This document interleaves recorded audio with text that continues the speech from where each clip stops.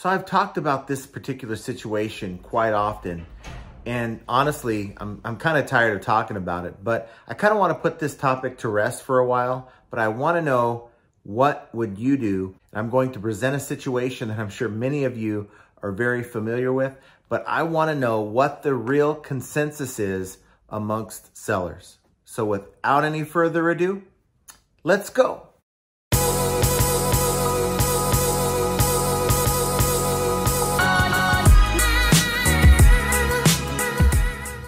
Hello everyone, welcome back to the channel. This is John from Flippin Ain't Easy. And as I mentioned to you before the intro, this is a topic that I've talked about many times on this channel to the point where I'm just tired of talking about it really. But I came across a situation late last week and I just want to know really, what is the consensus amongst resellers on eBay? And I want to know, of course, put your comments down below. Watch the video, let me know what you think. But as it pertains to your customer, your buyer that wants a partial refund, what do? You get that email from that buyer, and I'm gonna show you a situation here right now. This is a message that I received from this particular buyer, and my red flags were going nuts. Now, before I read this message to you, I just want you to know what this item was, just to kind of give you some background here. I sold what is called a Wahl, W-A-H-L. They're a really good brand for like hair clippers, men's grooming tools. I'm sure they make women's as well. But this is sort of a men's rechargeable trimmer kit. Now, I've sold about, I'd say, at least 20 to 30 of these over the last 3 years. And that's not an exaggeration. That's probably me being conservative. I've sold a lot of these Wahl kits.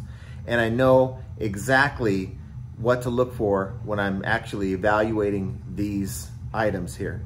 And I'm very careful when I get these open box customer return units.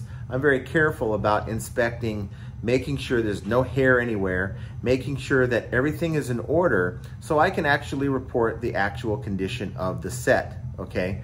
So this particular one, open box set, everything looks good. I didn't see any hair at all. I removed the heads from the trimmer, put them back on. There's actually 4 heads, one's on the unit, and of course, you have the guide combs that are in the internal retail packaging, okay? So this is pretty much as good as it gets when it comes to an open box type kit like this. And you know, we gave the guy a deal. He came at me for like $19 plus the cost of shipping. It's a little low, but I took the sale because this item's been kind of sitting for a little while. So after receiving the item, this is the message that he sends me. Hey, I just got the kit in the mail and it unfortunately isn't new, open box. The blades are covered in hair. I can use them, but I have to clean and disinfect them. So please do a partial refund of $10, or I can just do a not as described return and get this back to you tomorrow. So he had sent me 3 messages, okay? This is the first one, and I was gone. So I was gone doing some stuff, running some errands, and I didn't actually get a chance to answer his 3 consecutive messages that came through, right? So I got home and checked the messages to find the other 2 that I'm not showing you here were just photos telling me or showing me what other damage was happening with this particular set. And they were sent back to back to back, almost like he meant to mention everything else in his first message, but just forgot to. And so these messages showed me like broken guide combs. And so for those of you who don't know what a guide comb is, it goes over the clipper. We're talking not only, I mean, we're talking like the prongs on this thing. There's usually like 4 or 5 on each one of these guide combs. And like 3 of the 5 guide combs look like they were put through like a stress test or something. They're like broken off. Yeah, I wouldn't even bother selling a kit like this. And when I look closely in the photo, there are little small gray hairs on 2 of the 3 broken guide combs that he wanted to show me. And so going back, looking at the original photos that I have on my listing, there's no way this was my set. This person, as you could have guessed it, based on how he's talking about doing a not as described return. Turns out this is a seller as well. So my question to you, what do you think about this particular message? Do you think it's fair? Do you think it's straightforward? Do you think it's a red flag like I did?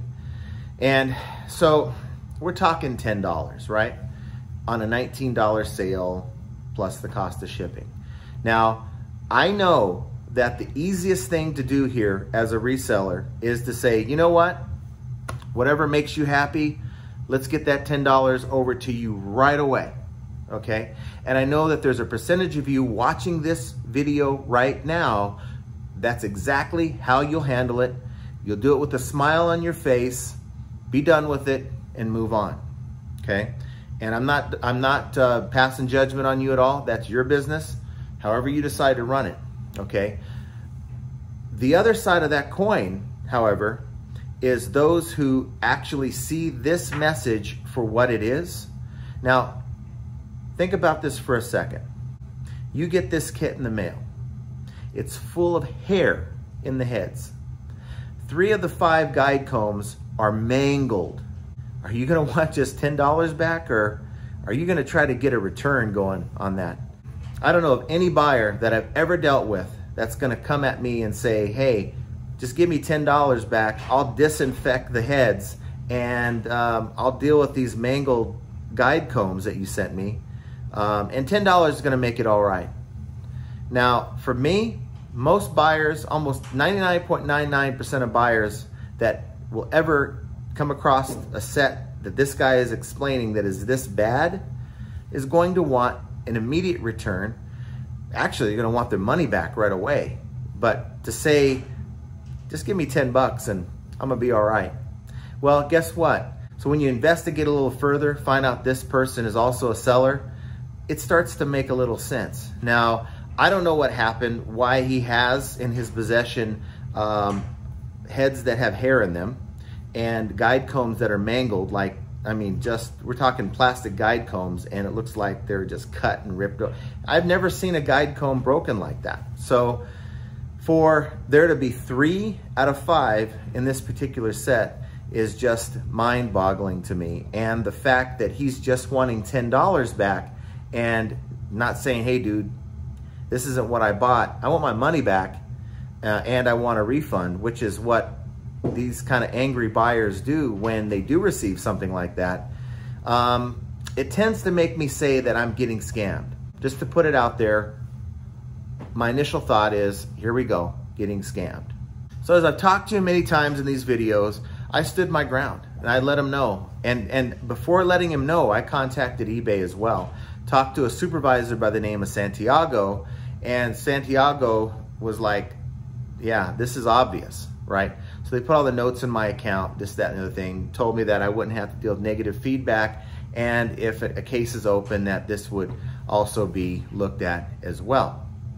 So I did that before replying back to the buyer, because I just wanted to put it on record with eBay before they start rubber stamping stuff when this guy opens a case or whatever, because my response to him was pretty much that, I don't know what happened here. We don't do partial refunds, open a return. However, per eBay policy, we need to receive back exactly what we sent you in the same condition that we sent you. Otherwise, we can't give you a full refund. And so, of course, it went back and forth. And of course, he's sending it back and he's threatening chargeback if I do deduct any amount for him sending back who knows what. So the easier route, now looking back on all this, the easier route would have been simply give this man his $10, let him disinfect whatever. I don't know why he would want to keep that item if he received such a set, but give him his $10, move on, and be shaken down and happy. And I wouldn't have, in many of your eyes, wasted time. And I spent about 30-40 minutes on this on the phone, and the back and forths at another 15-20 minutes. And so yeah, I lost a little bit of time. But at what point, now this is what I want to know, what would you do? At what point do we as sellers just say, you know what, I'm done with this. No expectation of eBay to step in and use their judgment. And is it worth standing your ground anymore on these fraudulent buyers who want to shake you down for any amount of money? And so that's the one question I have for you as far as what would you do? And then I guess the other question I would have for those of you who currently are giving partial refunds or basically think it was a waste of my time to even go beyond the first message and just give this man his $10. And that is, what's your price? Put it down below. What's your price? $10? $15? $100? You sell a $500 item, someone comes at you, they want half their money back. You gonna give it to them? At what point do you say to that buyer, I'm not giving you that, okay? Send it back, okay? Knowing that they sent you a photo of something you didn't send them, okay? Claiming something that's not possible. And at what point do you just say, no? I'm just curious, is there anyone out there that would just give in to whatever that buyer demands? Please, there's no wrong answer here. I mean, we're all gonna have our opinion on this. I have my opinion on it, but the reason why I say there's no wrong answer is because how you run your business is exactly that, your business. How I run it is mine. If I want to spend 2 hours on the phone with eBay trying to get content for the channel and to resolve my situation all at the same time, you shouldn't lose any sleep over that. That's my problem, right? So refrain from those remarks down below.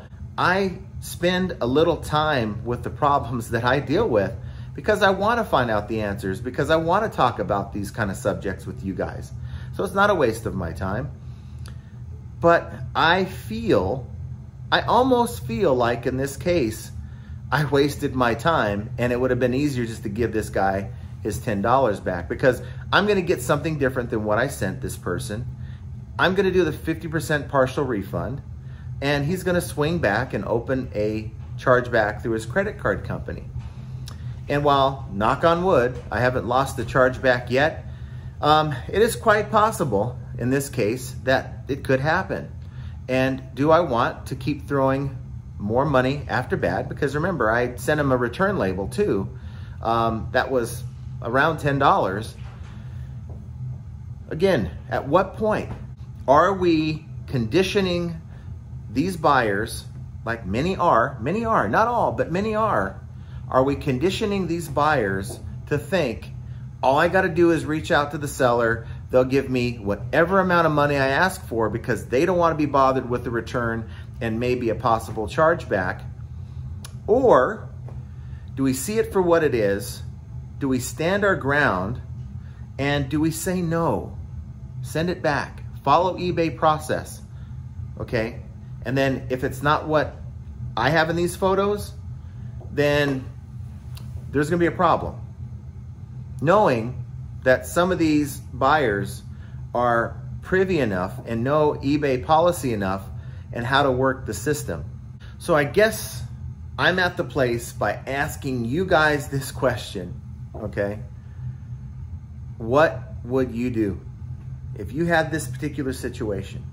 Would you have simply refunded the $10, saved yourself an hour, saved yourself the cost of that return label, save yourself the headache? Now forget about the phone call I made to eBay. A lot of it was just for informational stuff. But would you have just spent the $10 to save yourself that trouble? Or would you have stood your ground knowing if you're an honest seller, you're not sending junk out to these people, okay?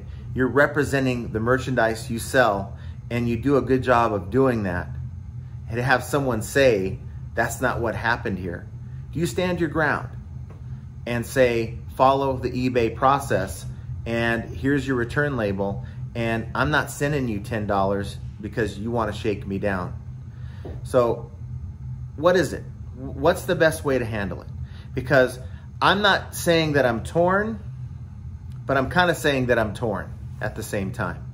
because I feel strongly about option 2, but after dealing and going through option 2, I kind of wish I would have taken option 1, because I look at it and I say, you know what, I'm fighting this battle, and I don't know what the percentage of it is. Is it 25? Is it 30? Is it 50% of sellers out there? They're taking option 1 all day long, training these buyers how to work the system, thus making option 2 more difficult to follow. So again, you know what? Please participate in this video. I really, really, really want to know what the overall consensus is amongst the sellers out there. What is the proper way to handle this? And if you do take option 1, like I asked you a minute ago or a few minutes ago, what's your number? What's your number? Is it $10, $20, $250? Put that down below. At what point do you say enough is enough? And you know what? I'm fine with whatever answer you give me, because you know what? You're allowed your opinion in this forum, just like I am giving you my opinion. I would love to see a world where all sellers would just say, you know what? No more shakedowns. We're going to follow the processes that's in place. And you know what? Through solidarity, these buyers won't do it anymore. But that's a perfect world, and that's a world that's not likely to happen because we're not all on the same page.